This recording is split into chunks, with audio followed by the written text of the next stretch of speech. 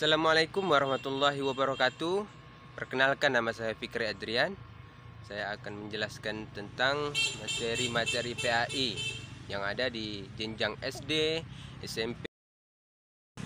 Jadi tujuan saya yaitu tidak lain dan tidak bukan, yaitu untuk memberitahu, mengingatkan, dan juga menjelaskan tentang materi tersebut. Yang kedua yaitu untuk memenuhi tugas dari mata pelajaran materi PAI SD, SMP, SMA. Oke, untuk mempersingkat waktu yaitu langsung saja kita ke materi PAI yang ada di jenjang SD. Oke, di sana saya mengutip langsung dari buku cetak yang ada di jenjang SD. Yaitu saya mengambil dari pelajaran 1, yaitu dengan judul besar Nabi Muhammad SAW teladanku. Nabi Muhammad SAW teladan bagi seluruh umat manusia. Judul kecilnya yaitu sikap jujur Nabi Muhammad SAW. Jadi di pelajaran SD ini, yaitu guru agama itu mengajarkan bahwa Nabi SAW yaitu selalu bersikap jujur, sehingga beliau terkenal dengan sikap jujur. Dari sejak kecil beliau jujur, hingga berdagang beliau jujur, hingga menjadi pemimpin, yaitu terkenal sebagai pemimpin yang jujur, sehingga beliau dikenal juga sebagai atau dijuluki juga sebagai Al-Amin. Itulah materi-materi yang ada di jenjang SD. Oke, lanjut, yaitu materi PAI yang ada di jenjang SMP. Saya mengutipnya langsung dari buku cetaknya, yaitu pada bab 5 dengan judul Selamat datang wahai nabiku kekasih Allah Subhanahu wa taala. Itu judul besarnya ya. Jadi judul kecilnya yaitu yang C-nya kehadiran sang kekasih. Nabi Muhammad SAW lahir pada hari Senin 12 Rabiul Awal bertepatan dengan tanggal 27 April 571 Masehi. Nabi Muhammad SAW lahir dalam keadaan yatim, yaitu ayahandanya Abdullah bin Abdul Muthalib wafat saat Nabi Muhammad SAW masih berusia 6 bulan dalam kandungan ibunya, Siti Aminah. Itu Siti Aminah nama ibunya. Pada saat bayi, Nabi Muhammad SAW diasuh oleh Halimah Sa'diyah, yaitu Bani Sa'ad, kabilah Hawazin, itu nama kabilahnya. Di perkampungan Bani Sa'ad inilah Nabi Muhammad SAW diasuh dan dibesarkan sampai di usia 5 tahun. Jadi tradisi di sana yaitu bayi yang masih kecil harus diasuh oleh yang bukan ibunya. Lanjut, yaitu saat Nabi Muhammad SAW memasuki usia 6 tahun, ibunya wafat. Ia pun diasuh oleh kakeknya, yaitu Abdul Muthalib. Kakeknya adalah seorang pemuka Quraisy yang sangat disegani. Nabi Muhammad SAW yaitu mendapatkan kasih sayang dan perhatian sangat besar dari sang kakek. Tapi sayangnya ia hanya diasuh oleh sang kakek hanya 2 tahun. Karena setelah 2 tahun yaitu kakeknya pun meninggal, yaitu Abdul Muthalib meninggal dunia pada usia beliau yaitu 8 tahun. Jadi setelah beliau meninggal yaitu Nabi Muhammad diasuh oleh pamannya yang bernama Abu Thalib sampai beliau menginjak remaja. Jadi pada didikan pamannya yaitu beliau berkembang sebagai injak remaja. Disitulah Nabi Muhammad SAW diperkenalkan oleh pamannya bagaimana cara menjalani hidup. Nabi Muhammad mulai mencari pekerjaan sebagai buruh di usia yang baru 10 tahun agar bisa menghidupi dirinya. Ia menjadi pengembala milik orang yang ada di gurun Mekah, yang ada di gurun pasir. Nah, itu panas ya, nama gurun itu panas. Jadi di gurun pasir ia menghayati arti kehidupan. Disitulah dia tahu, dia menghayati arti-arti dari kehidupan, kesulitan hidup, kesendirian, rasa tanggung jawab, menjadikannya yaitu matang daripada usianya, menjadikannya lebih dewasa, lebih berpikir.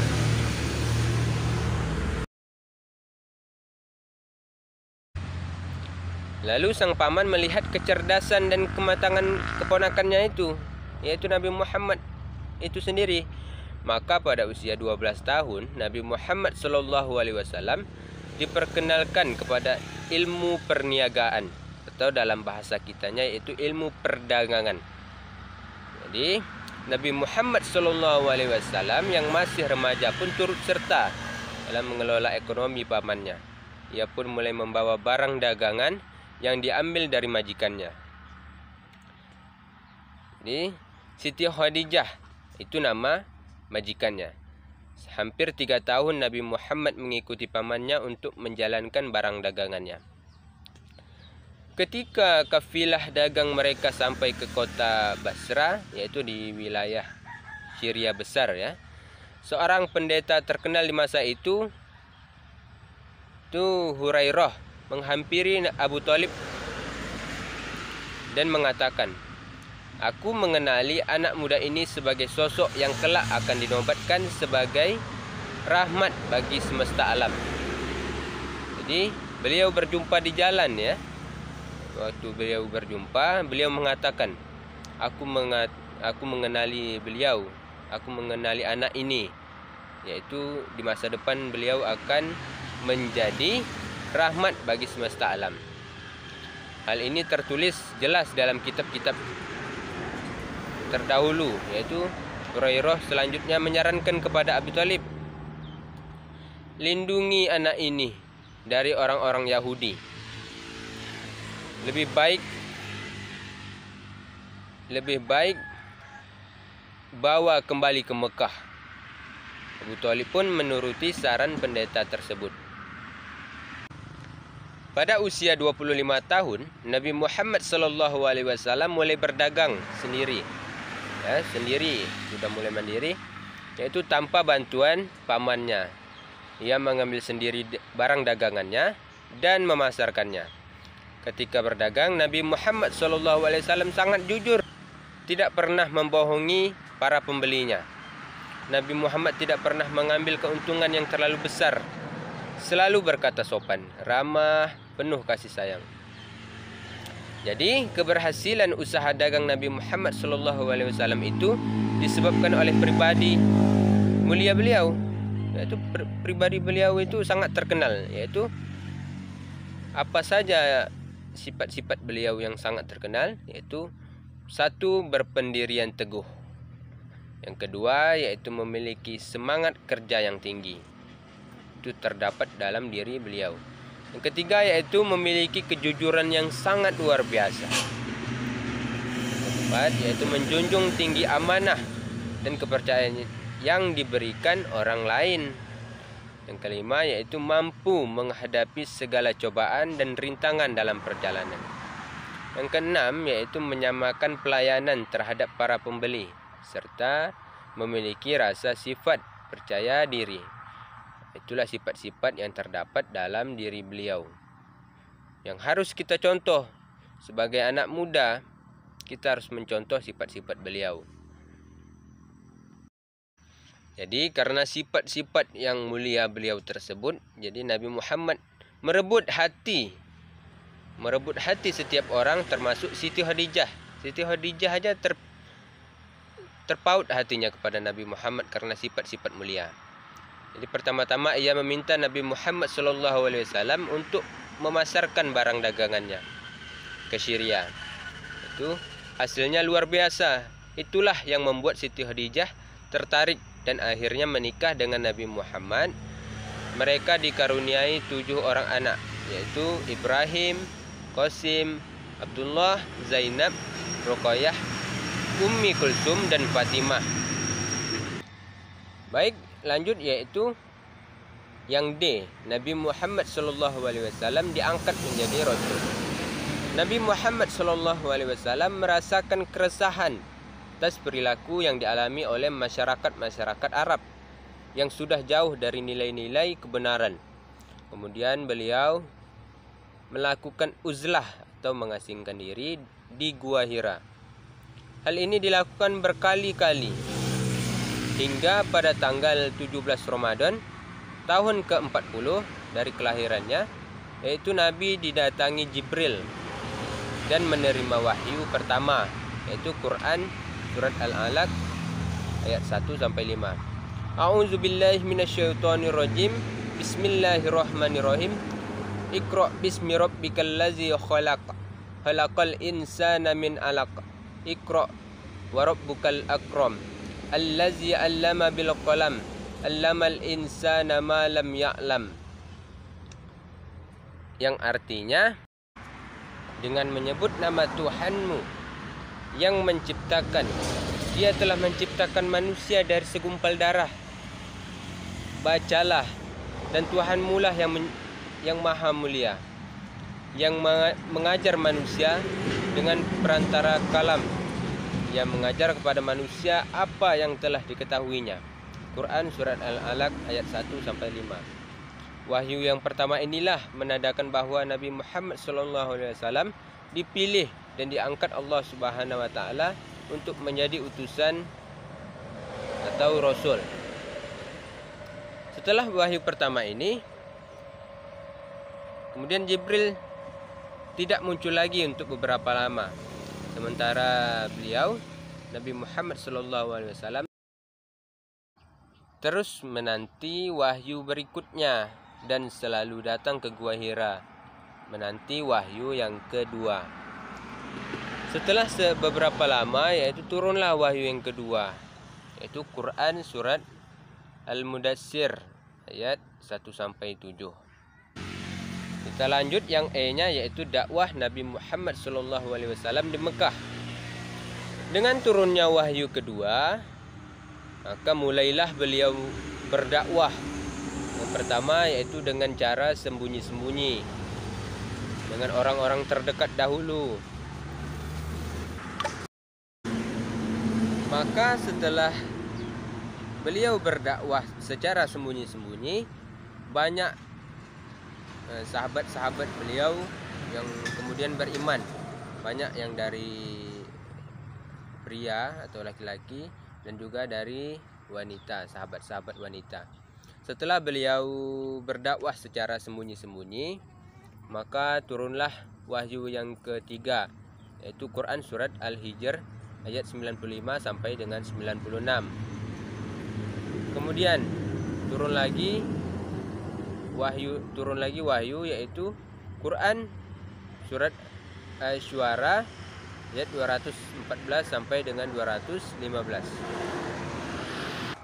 Setelah Rasulullah SAW menerima wahyu tersebut, beliau mulai berdakwah secara terang-terangan. Pertama-tama Nabi mengumpulkan seluruh sanak keluarganya di kaki gunung Syafa untuk mengajak mereka beriman kepada Allah Subhanahu wa taala. Akan tetapi salah seorang pamannya yang bernama Abu Lahab bersikap sinis, tidak mau menerima dakwah beliau.